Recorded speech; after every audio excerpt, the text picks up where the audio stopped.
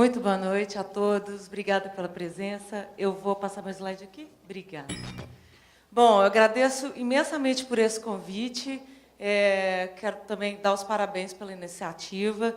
E a ideia realmente é falar sobre mudança, mas eu me senti muito desafiada de estar aqui, mas desafio é nosso novo feijão com arroz, né? Ninguém vai escapar a isso. E foi desafiador para mim, primeiro, ter que falar sobre tantos temas que me ocorriam em 16 minutos.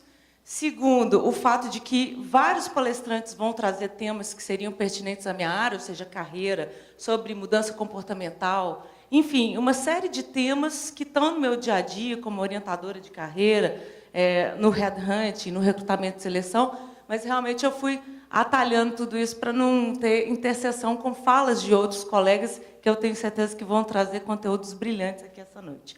Pois bem, há aproximadamente 2.500 anos atrás, o Heráclito disse essa frase: nada é permanente, exceto a mudança.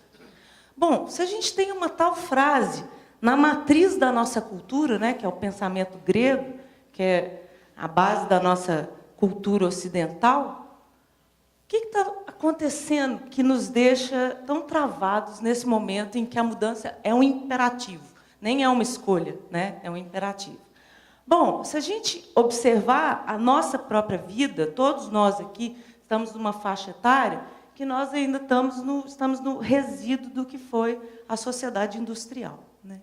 E qual que é a premissa da sociedade industrial? A da reprodutibilidade, a de criar coisas em séries, a de copiar, a de repetir. E a gente cresceu nisso, né? A nossa cultura está formatada nesse modelo há aproximadamente 200 anos, desde a Revolução Industrial, né?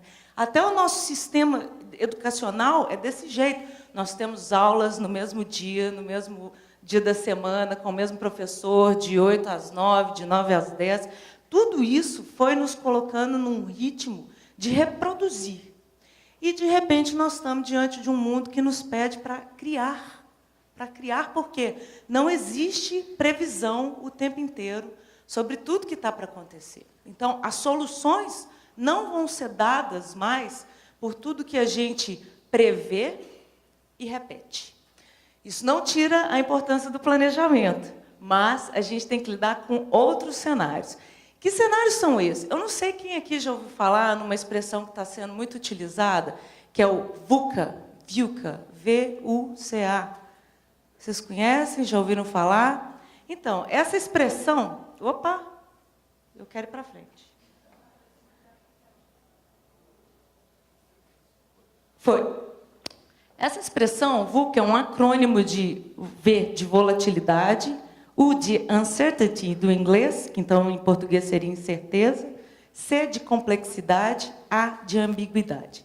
Essa expressão era utilizada, na verdade, pelo Exército norte-americano e pela NASA para se referir a ambientes como, por exemplo, a guerra do Afeganistão ou do Iraque, e a como eles estudavam ou mapeavam aqueles cenários para poder intervir, lidar com a situação. E eis que, no nosso tempo agora, o VUCA World é uma forma de compreendermos o que já está acontecendo com o mundo do business e que afeta, portanto, o mundo do trabalho. Então, é óbvio que é uma necessidade nossa e é super importante que a gente faça o esforço de tentar prever coisas e como elas vão se desdobrar e como elas vão acontecer, mas não necessariamente a gente vai conseguir ter um caminho muito traçado. É muito mais no sentido do que vamos criar, né? Então, por exemplo, na questão da volatilidade, ela retrata o fato de que as mudanças no nosso contexto são inesperadas, instáveis e podem ter de duração desconhecida, né? Não necessariamente que elas sejam de difícil compreensão, tá certo? Mas tem muita informação disponível. A incerteza. Então, apesar de haver informação, não tem acesso a muita previsibilidade sobre os contextos e sobre os cenários. É tudo muito probabilístico, tá certo? Podem acontecer surpresas, e, diante de surpresas, as nossas gerações que estamos aqui ainda, né, assusta, a gente ainda demora, às vezes, para ter uma reação e para adaptar com esse cenário de mudança. A complexidade. Bom, as situações sempre têm múltiplas variáveis, causas e efeitos não necessariamente são muito claras. A informação existe, mas o volume é enorme, o que torna difícil processar o volume de informações que a gente tem. Ou seja, esse set também serviria que fosse interpretado como uma espécie de caos. Porque é com isso que a gente lida e é com isso que talvez a gente tenha que lidar por bastante tempo. E a ambiguidade, né? Ou seja, as relações causais elas não são claras, né? A realidade é turva, a gente demora a compreender o que está acontecendo. Então, toda essa forma de compreensão que seria aplicável a um cenário de guerra está sendo trazido como um modelo para a gente interpretar e lidar com o cenário do mundo dos negócios e, por consequência, do mundo do trabalho. Tá certo? Bom, eu trouxe aqui essa imagem que explica um pouco o que é a nossa sensação e o que é o universo com o qual a gente vai ter que lidar, né?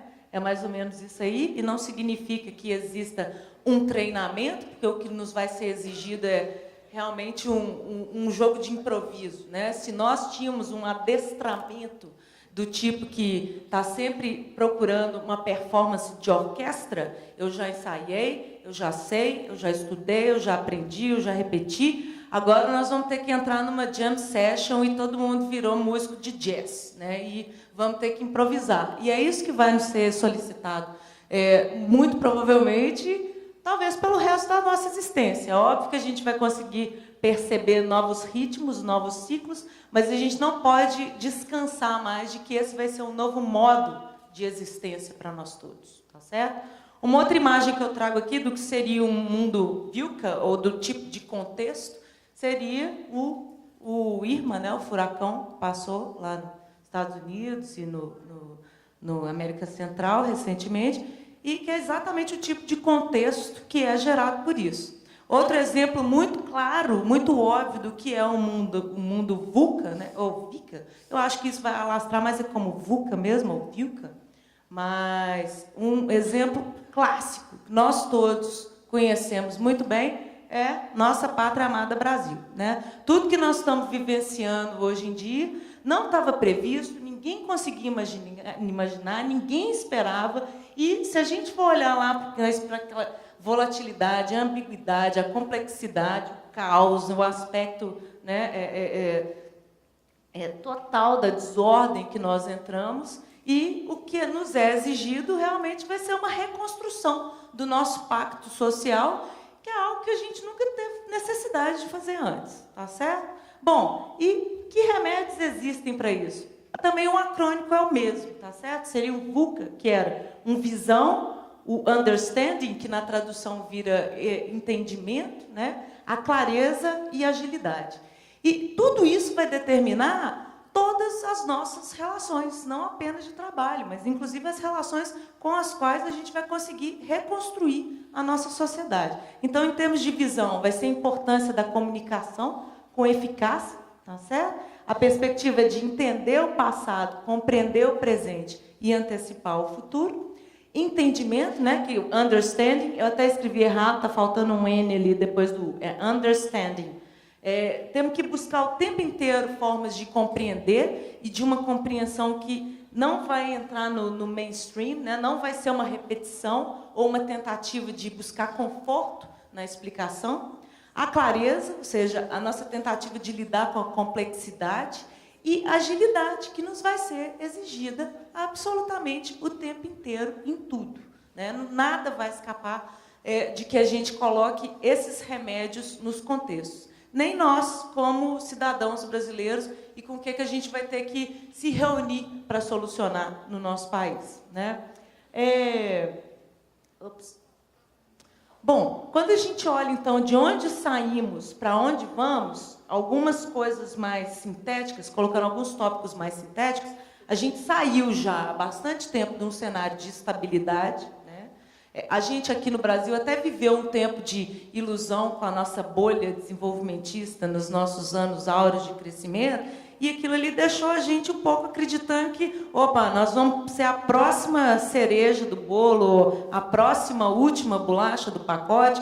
E assim que essa nossa bolha estourou, a gente entendeu que a mudança que veio para todos, né? Tem uma mudança global e nós ainda estamos atravessados por um nosso problema íntimo como sociedade brasileira, né? Então, saímos da estabilidade para mudanças absolutamente o tempo inteiro, a previsibilidade e a certeza para a incerteza, da simplicidade para a complexidade, da clareza para a ambiguidade e do conforto para um desconforto gigantesco, que é o que nos abraça, né, nesse século XXI aqui. Se a gente olha alguns detalhes no desdobramento disso, eu não vou pegar todos, que a gente não vai ter tempo, mas a gente, por exemplo, pega do individualismo, né? A gente sai da sociedade industrial, onde cada um poderia fazer a sua carreira com o seu próprio foco, com a sua própria determinação e seguir o seu caminho, e a gente vai, então, entrar numa era das parcerias e do colaborativismo. Isso é tão importante, gente, e em 2009, pela primeira vez, uma mulher ganhou o Prêmio Nobel de Economia, que era a Elinor Ostrom. A Elinor, ela fez pesquisa com diversas comunidades e, estudando o modo de proceder dessas comunidades, e ela não é antropóloga como eu, não, é uma economista, ela conseguiu demonstrar que os regimes de colaboração são mais eficazes que os regimes de competição. Então, agora, em 2009, que é outro dia, né, na nossa escala de tempo, a gente tem esse farol aí dessa teoria da Elinor Ostrom, que, óbvio, alertou as empresas de um modo muito profundo sobre a necessidade desse giro, né? E, de fato, essa ideia do colaborativismo é o que poderá nos salvar a todos, né? Porque é só pensando coletivamente, criando inteligências coletivas, que a gente realmente vai conseguir criar solução para os problemas que vão se apresentar cada vez mais.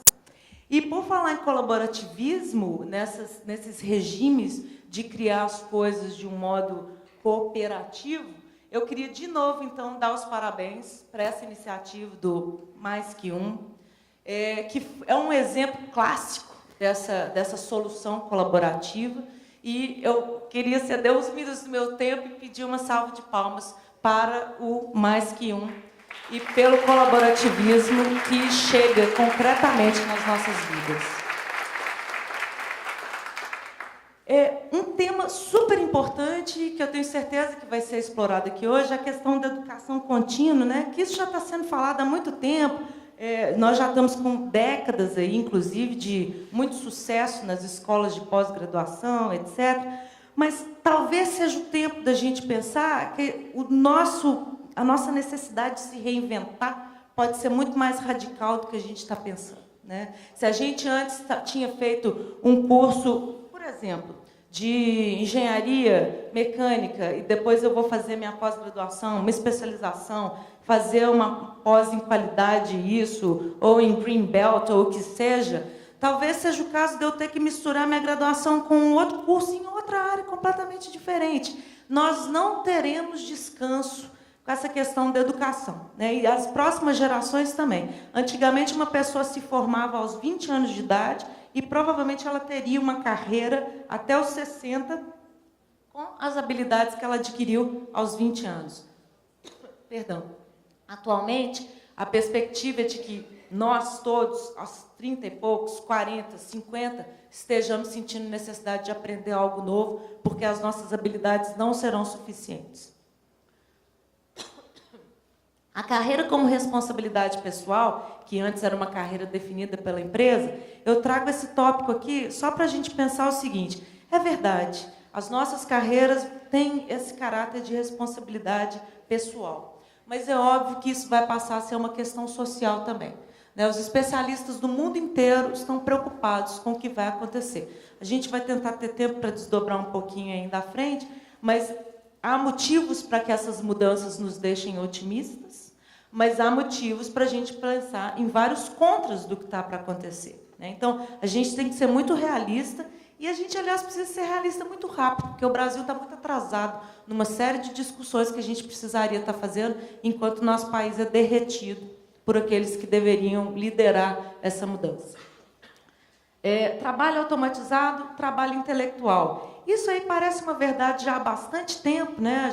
A gente encara o trabalho intelectual como algo que necessita da nossa reflexão, mas essa mudança também ela vai passar por uma escala muito mais intensa. Agora, por exemplo, no início do ano, uma cliente minha de coaching, orientação de carreira, junto com outros 300 colegas da Fiat, foram substituídos por um software que passou a fazer o trabalho que todo esse departamento fazia.